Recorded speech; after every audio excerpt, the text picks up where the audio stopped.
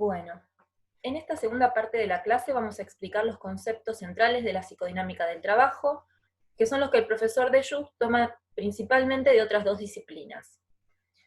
Por un lado, del psicoanálisis, dentro de lo que son las ciencias de la salud, con Freud, y por otro lado, de la ergonomía, dentro de las llamadas ciencias del trabajo, con el profesor Alain Wisner como principal referente de la ergonomía de lengua francesa, que es con quien Dejoux se formó y trabajó por muchos años. Entonces, Dejoux va a tomar entonces del psicoanálisis el tema de las defensas, en primer lugar, del sufrimiento, también el concepto de sublimación, y también toma del psicoanálisis el término psicodinámica, con el que le va a dar nombre a esta nueva corriente dentro de lo que son las llamadas clínicas del trabajo en Francia.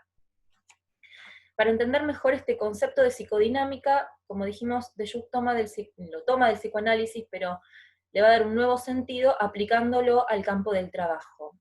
Y les recomiendo ir directamente a las páginas 63 y 65 del texto, donde se explica muy bien a qué apunta esto del análisis psicodinámico de las situaciones de trabajo, la diferencia que hay con el psicoanálisis y también con la psiquiatría norteamericana, porque, bueno, corremos el riesgo de confundirlo con lo que ustedes tal vez hayan estudiado en otras materias, donde se le da otra connotación al término psicodinámica o psicodinámico.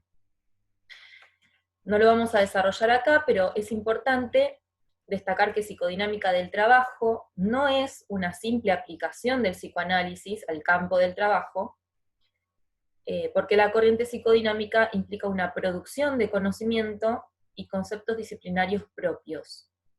Un ejemplo de eso es el concepto de ideología defensiva del oficio, que ya explicamos en la primera parte de esta clase. Ahora vamos a ver otros ejemplos de la teoría propia que va desarrollando la psicodinámica a partir de estos conceptos tomados del psicoanálisis.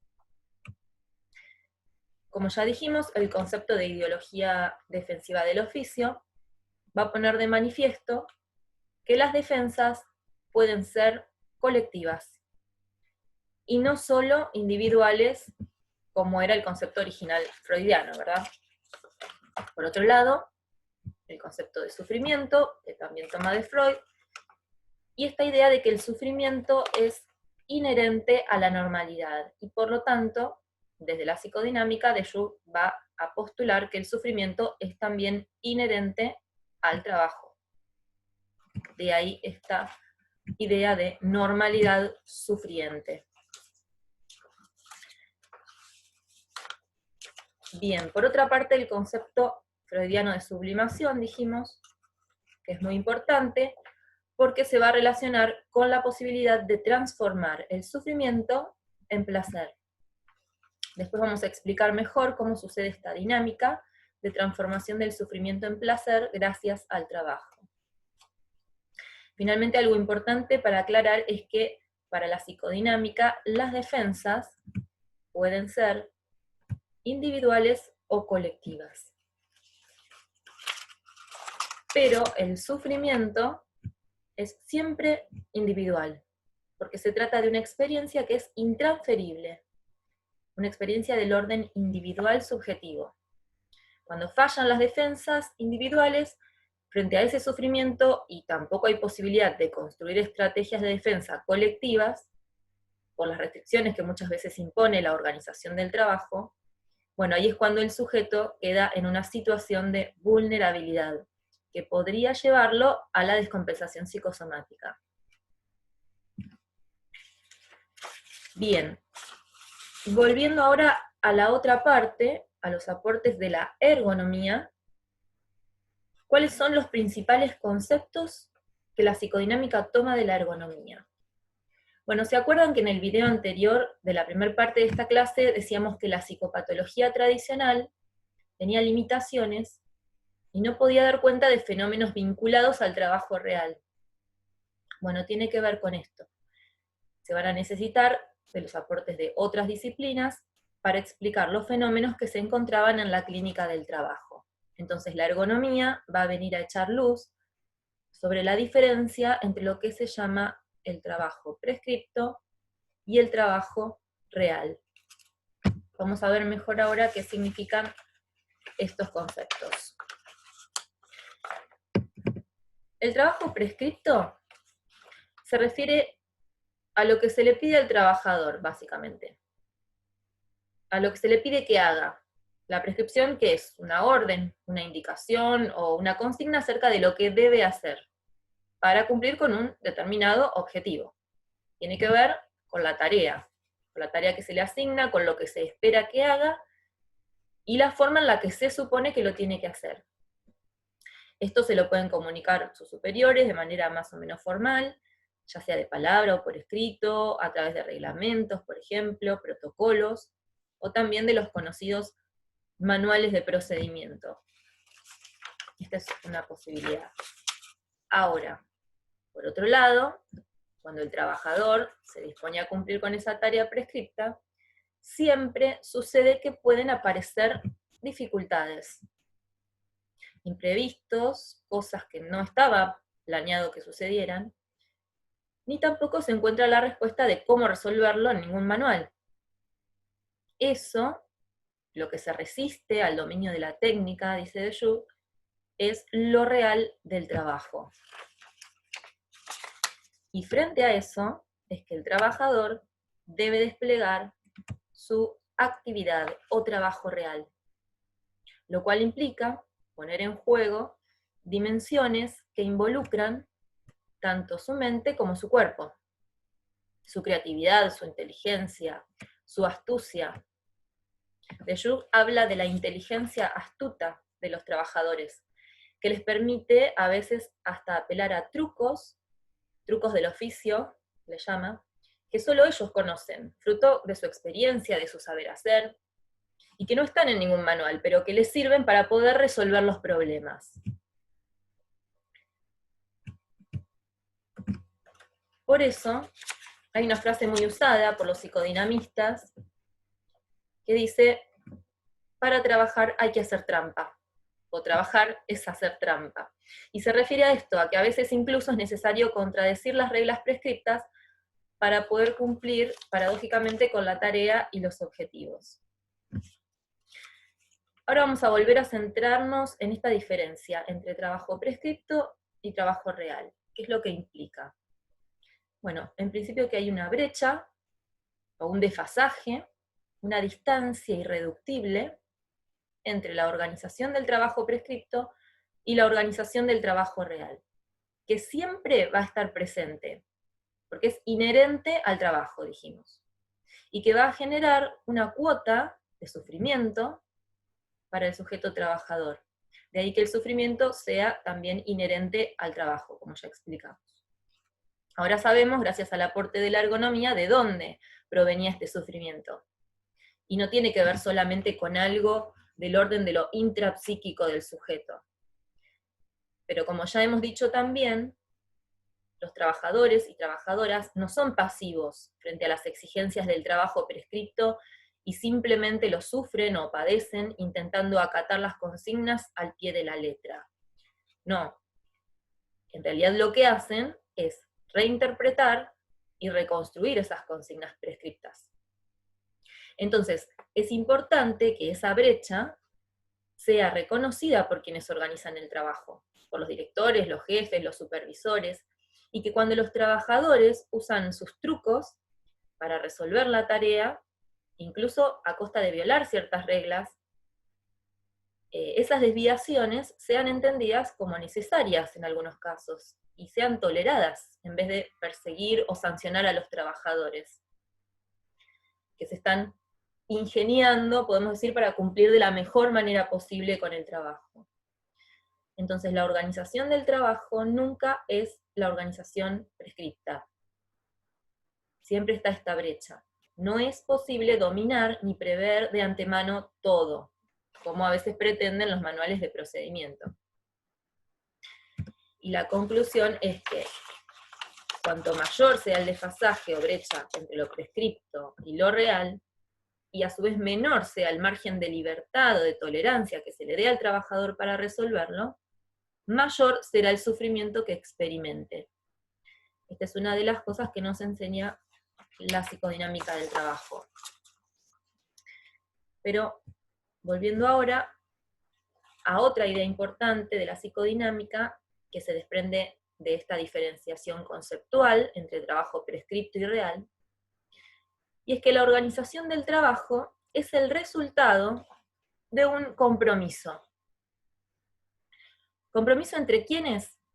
Bueno, dijimos que las instrucciones, el trabajo prescripto, no es tomado tal cual por los trabajadores y trabajadoras, sino que las consignas son reinterpretadas por ellos. Entonces, sobre todo cuando la consigna no es clara, sucede que puede haber tantas interpretaciones posibles como trabajadores. Se debe llegar entonces a acuerdos, a compromisos entre esas múltiples interpretaciones. Porque hay que trabajar juntos, hay que cooperar para poder cumplir con los objetivos necesariamente. Y para eso tienen que ponerse de acuerdo sobre lo que hay que hacer y sobre cómo hacerlo. Y esos acuerdos se dan en el terreno social, en los espacios de encuentro y de discusión con otros, con los pares, con los colegas, con los compañeros, que forman parte del mismo colectivo de trabajo. Entonces, el trabajo es producto de las relaciones sociales. Es decir, un producto que nace desde lo intersubjetivo. Y así, a partir de estos aportes de la ergonomía, la psicodinámica va a proponer su propia definición de trabajo. El trabajo es la actividad, y recuerden que este concepto de actividad está asociado en ergonomía al trabajo real.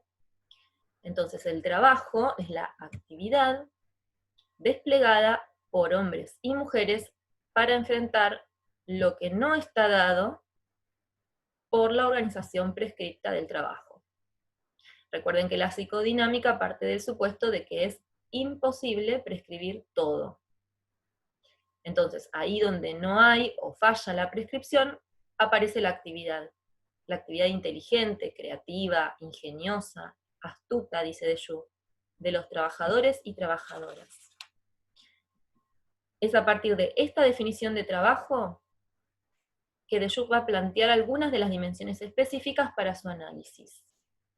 Y son las que vamos a enumerar ahora.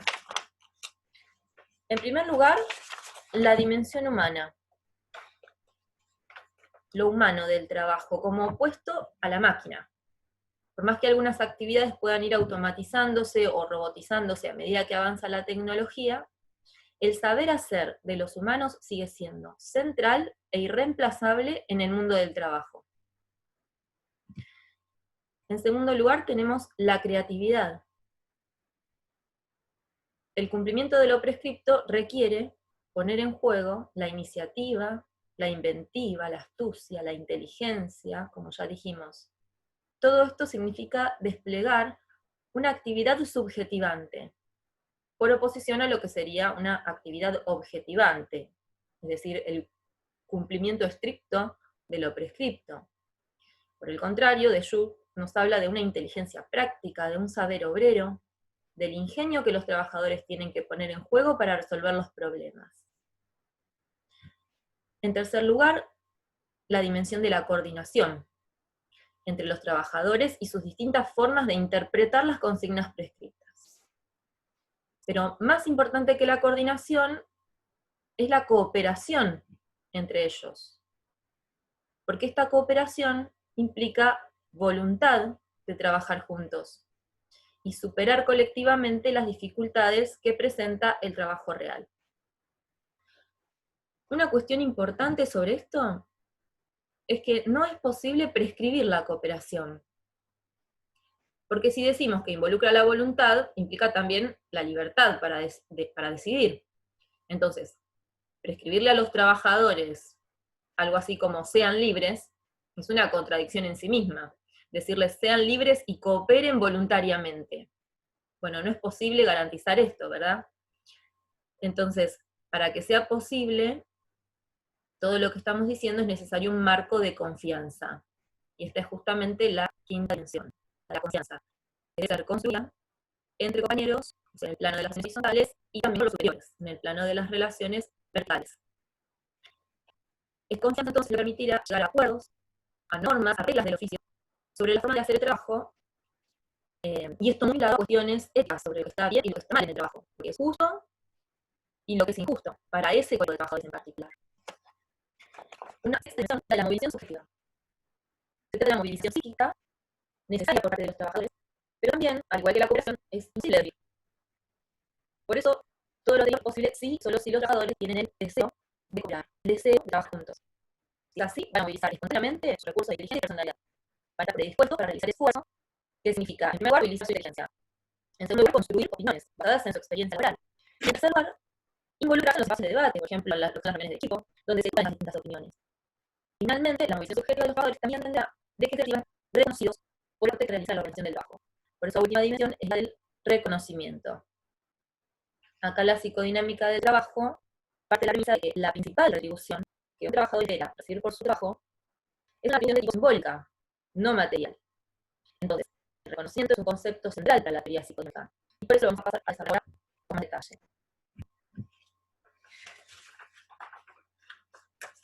Bien, como decíamos, el reconocimiento en su aspecto simbólico tiene dos dimensiones. La dimensión de la constatación, de la contribución que el trabajador hace a la organización del trabajo, y la dimensión de la gratitud, que se le expresa también por el aporte a la organización del trabajo. Por otro lado, el reconocimiento simbólico se manifiesta a través de la construcción de juicios acerca del trabajo realizado. Son juicios sobre el trabajo, no sobre la persona en principio.